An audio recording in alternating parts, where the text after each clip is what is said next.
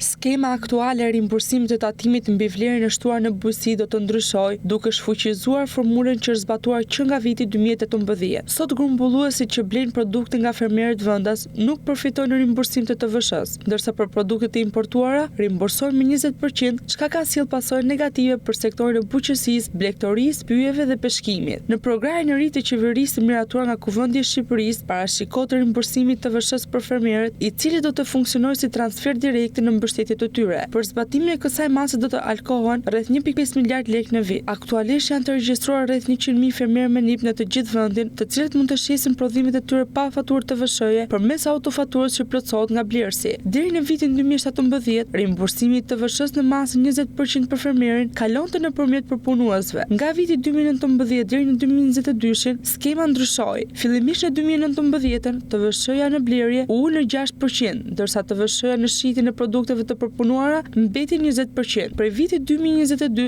skema e TVSH-s së kreditueshme u heq plotësisht duke vendosur 0 TVSH të zbrishme për blerët nga fermerët. Në vend të rimbursimit të TVSH-s, qeveria aplikoi subvencione direkte për fermerët. Ndryshimet e reja synojnë të rrisin konkurrueshmërinë e prodhimeve vendase dhe të përmirësojnë pozitat e fermerëve në treg.